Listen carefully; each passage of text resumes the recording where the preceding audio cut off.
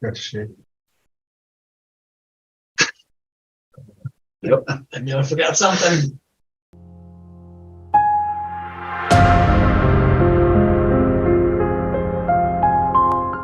All right, so let's kick it off. December 2022 Whitehawk Town Hall. Thank you all for joining us. We are recording this, as I mentioned. We recorded the last one. It's out there. It's on our YouTube channel. If you have a chance to jump on our YouTube channel, I think we're up to 4 subscribers, so it is taken off. It is viral. So go over there, subscribe it, like it, and we'll keep posting stuff on there that we hope can educate people, not just you, but anyone that it might be relevant to. So these town halls are kind of a longer video, but we're going to try and provide some valuable information for you. So what's new with Whitehawk? We have completed pretty much all of our quarterly rebalancing for the fourth quarter. We continue to analyze our portfolios. Still very happy with the changes that we've made over the last couple of years. It's been a really tough market. You know, started out 2020. That was the first time we started to see supply chain issues kind of all over the place with the markets into November of 2020, 2021, and then watched the market drop. And we've added a lot of value to our portfolios. We believe that we are in portfolios with investments that we can own for the long haul. We are trying to make minimal adjustments along the way. Rebalancing is going to be our friend. We're going to continue to do that through the volatility. It's going to be volatile for a while. Cam's going to talk about market outlook, kind of what we can expect there. I'm sure he'll touch on some of that. I know Cam pretty well. What else is going on? We are going to be attempting to schedule annual reviews with everyone. Most of you on this are clients. We will be reaching out during the first quarter to try and schedule those. If you have a financial plan already in place, we're going to want to update that. We have some tools now that we can get any updates from you before we actually meet. If you don't have a financial plan in place and want one, that would be a great opportunity to schedule that and get that in place. Ultimately, our financial plans are what is going to help us get through these markets. When they do this, we want to make sure that you feel comfortable with the moves that the market is making. And if not, we want to be making sure that we have things in place that can provide us the comfort that we need, whether that's through insurance or whatever. We have a lot of tools at our disposal that we can use. So don't hesitate when we reach out to schedule that meeting. We'd love to get you. And that can be in person or Zoom, whatever's going to work best. We know a lot of people are working. We respect that. We can do it via Zoom now. Thank you, pandemic. We can handle that. So whatever, if it needs to be in person, Zoom, lunch, you name it, we're there. We'll make it work. What else? Personally, I'm wrapping up this week through Sunday, wrapping up a course for my master's degree. Happy to kind of be at the end of that. It's been 8 weeks. It's a lot of reading, a lot of writing. I will start my next course. I only have 2 to do. I'll start my next course probably in March of next year. I'm going to take a little break so I can focus on you all. But I'm happy to be hitting the end of that. Cam, I'm going to jump in for him here, continues to work through CFP material. He's working through the coursework. It's going to, I believe, hoping to get on the exam next year. Yep. So that's huge. It's a lot of work. It's essentially 6 or 7 courses that you have to work through. They change it. Is it 7?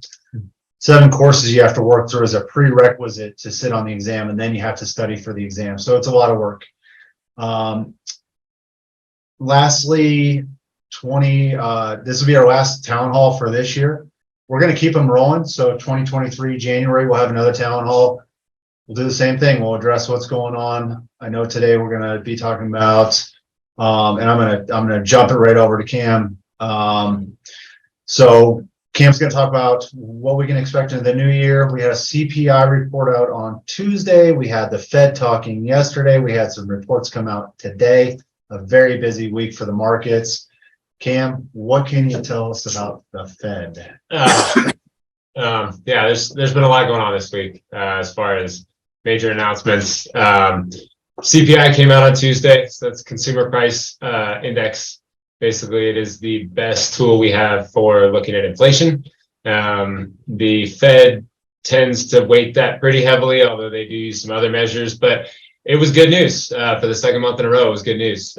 We came in at 7.1% annualized. They were expecting 7.3. Don't get me wrong, that's still insanely high, and will hopefully be continuing down. Some of the nuts and bolts of that report were gas, as crazy as that was 3 or 4 months ago, is now actually down year over year. Food and housing were up slightly. Used cars were actually down about 3%, and healthcare services were down almost 1%. So there's definitely some good news in there as far as inflation goes. The other interesting data point that I saw was that Zillow reported that their rent listings were actually down almost 0.5%, which is the biggest single month-to-month drop they've ever had since they started reviewing those. So I think housing shelter makes up about 40% of CPI. So as rents roll over, the housing market's kind of locked up right now. So as that continues on through next year, and then we will actually be using this year's comps to compare against, which aren't nearly as strong as last year's, which will also bring that down. So I'm certainly not going to say we've hit peak inflation, but it's starting to look that way with a couple good months of down inflation. Things are starting to roll over there. So that's huge. That is the single, probably most important thing as far as the Fed is concerned right now. It's certainly the thing they talk about the most, that they seem to be looking at the most. That said, they're not willing to say that we've hit peak inflation and or that we have killed inflation, and are staying extremely hawkish. They came out yesterday and did what we thought they would do, where they raised 0.5 basis point, which is slower than the 75 basis points that they've been doing the last 4 meetings. So that's good. That's in the right direction if we're slowing the trend. And likely they will continue to raise, but again, hopefully slower, smaller raises beginning of next year. The biggest thing they did was that they said that the terminal rate, so the highest they are going to go, raised from about 4.8 to about 5.25. So that was where the market yesterday kind of paused, and then now today has reversed on some of that, where I think they've digested the idea that according to the Fed, as of right now, which you take with a grain of salt because they've been wrong pretty much every step of the way, but they do pull the levers. So they're saying that the terminal rate at the end of next year is still going to be somewhere around 5%. That means they're probably not going to cut very much, which is still very much an unknown, because the other piece of this that continues to be extremely strong is employment. The unemployment rate right now is about 3.7%. Very, very strong historically, just off of the all-time lows. And that's the thing that the Fed seems to be kind of wait for it to roll over. And the unemployment numbers came out today, just the weekly report, and it was actually less than expected. So kind of goes against what they're trying to do. The labor market's still super strong. That means wages are still going to be super strong. That goes sort of against the idea of fighting inflation. But all of that is to say there is a lot of good news on the inflation front. Things are starting to come down. Prices are coming down. Even if we do get to 5.25 on a terminal rate, that really is only 3 more 25 basis point hikes from here. So we're almost there. And then it's just going to be a matter of how long do they keep it at that level going into next year. But those are some of the big points. Retail sales today were also much weaker than expected, which is good and bad, is bad and good. Depends on how you want to look at it. It means that the consumer maybe isn't doing as well as the numbers had previously said, which isn't great for the consumer, but does get to the idea that what the Fed is doing is working. So that's sort of a big overall place of where we are right now. So you mentioned the market kind of pausing and then reversing course today. I think a big question that I hear and that I'm curious to see, what your thoughts are the markets going to retest their lows? So we're off the bottoms. Are they going to go back down? And if so, are they going to go? How much further can they go? My crystal ball is as good as yours, but I would say that certainly retesting the lows is possible. Going back to the lows that we hit earlier in the fall. I wouldn't necessarily say it's my prediction. I think we've probably tested the lows for this cycle, but that doesn't mean we aren't going to go lower from here, because we're up almost 14% on the S&P, I believe, from the low until a few days ago. So there's been a big jump since then. So it's actually fairly natural for the market to digest some of those gains. With some people selling, you have also year end. There'll be people tax loss harvesting, selling for those reasons. And then just end of the year, people tend to do sell. So we'll see. Santa Claus rally is sort of a real thing historically. Oftentimes the 5 days at the end of December and the first 2 days of January are really good for markets. Historically, those 7 days average about like a 0.7% rise, whereas any other 7 day period in the entire year averages like 0.2. Take that what you will. But I think whether we go retest the lows or not, things certainly are more constructive now than they were a couple months ago. I mean, inflation is markedly lower. The Fed is still raising, but they're raising at a slower rate. Inflation is sort of turning into disinflation, where it's not actually going down, but the rate of change is slowing. And so those are all positive things. And while employment remains strong, you could argue that the Goldilocks soft landing is still technically in play. So we will see. It's not a foregone conclusion that we will have a hard landing. And if we do go into a recession, which is certainly possible, I think it's unlikely that it's going to be a 2008 type catastrophic recession. All right, you stole my next question, so I'm not going to ask you about the R word. I think we've addressed the recession. So yeah, we'll see, right? So, all right, so I want to jump into, and that's great. I mean, that's all great information. I think we're cautiously optimistic. You know, we need the Fed to finish up what they're doing.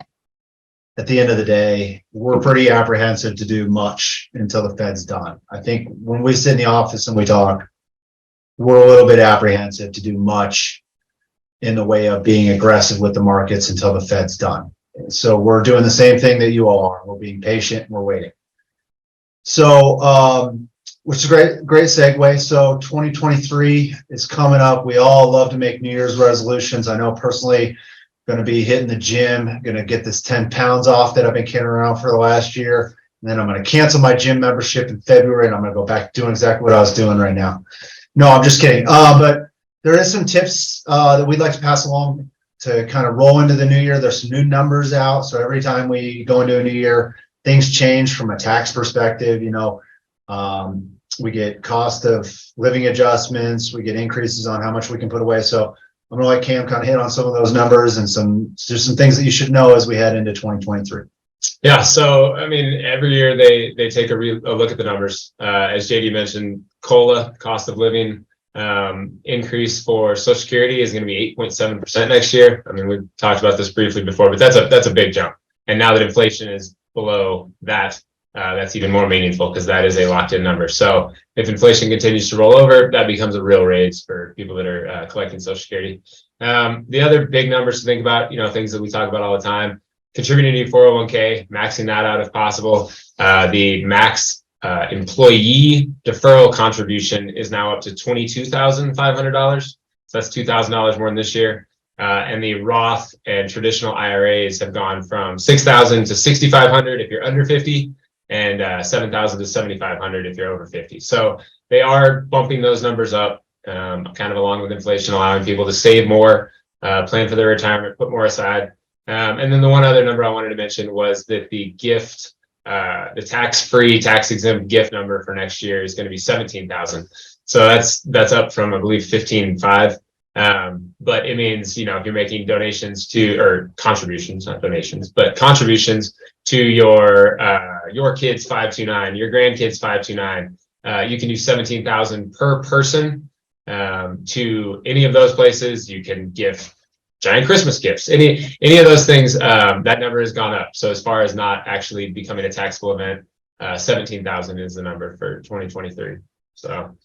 Yeah, that's great. And so on that I want to hit a little bit on that gift piece. So if you're married filing jointly, you can split that. That ends up being 34,000 that you can gift, and you can also gift that to charity. So you can donate. The donation values are much higher, but you can gift money to person. That if you go over that threshold, it eats into your lifetime exclusion, or you pay taxes on it. The taxes on stuff like on estate is like 40 to 50%. Somewhere in that range. So it's a high tax bill. So we like to keep people under that threshold if we can. So I'm going to provide a little bit of education on Social Security. So Social Security, most people qualify for it in their lifetime. There's a few exceptions in there, but most people have to make that decision at some point during their life of when the heck should I turn Social Security on? How can I maximize this income that I'm going to generate from that? And how do I make that decision? You know, and that's something that we've helped our clients with. And we continue to learn about it. So there's some facts that I want to throw out there that you might not already know about Social Security. And every single person has a different answer. So we'll run this for 5 different people on when to take Social Security, and we'll get 5 different solutions to that question. So bear that in mind here.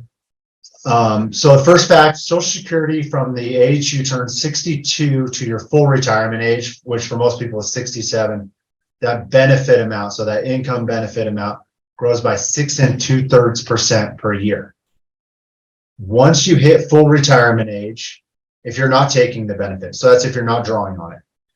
If you hit full retirement age and wait to age 70, every year you wait is an 8% increase per year. So 6 2/3, waiting from 62 to full retirement age to 70 is 8%.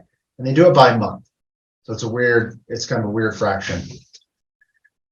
Here's some kickers for you. So if you turn on Social Security and start taking your benefit, it is not as permanent as we'd like to think. You can turn it off. And there's some caveats there, right? So if I turn it on at 62, turn it off at 67, it will then grow at 8% a year until I turn it back on. But the benefit will have been frozen from 62 to 67. And I hope that makes sense. Now, if I turn it on and turn it off within 12 months and pay back everything I took, it's as if it never happened. So Social Security will say, oh, that didn't actually happen. You didn't take anything. You gave it back to us. You can only do that one time in your life. You can turn it on, turn it off within 12 months and pay it all back, and it never happened. You get one time to do that. So what would be an example of like when would you use that? Okay, so let's say you retire at 62, right? Yeah. You need the income. We decide that it makes sense from your financial plan to turn that on, take some of the pressure off your portfolio. We turn it on at 62. 65, you get a consulting gig, go back to work. Can't turn it down. Maybe it makes sense then we turn off Social Security. Right. You have the income. We don't have to put pressure on the portfolio. Maybe we turn it back off and we let it grow until we're ready to take it again. That makes sense. Yeah. So that would be kind of the prime example. There's people out there that use it as a strategy. At that point, you're kind of splitting hairs if you want to do the 12-month thing. But normally it would be something like that, or maybe you get an inheritance somewhere in that window. All right, the other thing that we typically look at when we're trying to determine if we should take Social Security earlier than later is going to be reliance rate. And if you meet with us, this term comes up more than you would think. Reliance rate is how much of our desired income, so the income that we want to have, is being generated by our portfolio. So we take your desired income, subtract out any guaranteed income, so Social Security, pensions, anything else that's more of a fix that we can rely on for income. We subtract that out, and that's our reliance rate. And a way for us to reduce that reliance rate is potentially to turn on Social Security or use an annuity. So there's some ways for us to take pressure off of the portfolio, and Social Security can be one of those tools. And really all reliance rate is a measure of risk.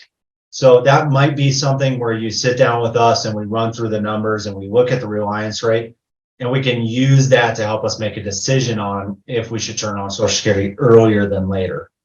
So I hope that makes sense. If you're feeling like you're in that window and you need to make a decision, or you know someone that is, just have them call us and talk to us, and we'll set up a meeting. We've got really nerdy spreadsheets that we run through that and just kind of run through the scenarios. And at the end of the day, remember, our job is to help you make an educated decision. So that's all we're trying to do. Did you already know all that? Most of it. I always learn something. I figured. So, and ultimately, if we do turn it on, reducing the reliance rate can help us stomach a downturn like we're in right now. It just takes a lot of pressure off the portfolios, and it might ultimately allow us to take on more risk if we need to do that. So, all right. So I think that's it. I'm going to check the little chat thing. If you have a question, go ahead and type one in there if you don't mind. Otherwise, that's all we have for you today, and we're going to let you kind of party into the new year, make those resolutions. Schedule your meeting with us when we reach out to you. It'll probably be via email, because that's the easiest, most effective way for us without kind of spamming your phone. So, all right. Well, I don't see anything. If you think of anything after the call, feel free to shoot us an email. Maybe we'll add it to the next one. Otherwise, we will wrap up and sign off. Happy holidays from us. Happy holidays. Happy New Year. We hope that you all stay safe. If you're traveling, travel safe. And again, I think we say this enough, but we appreciate y'all. So thanks for jumping on, and we'll do another one next week. Yeah. All Next right. month. Signing See you off. guys. Happy holidays.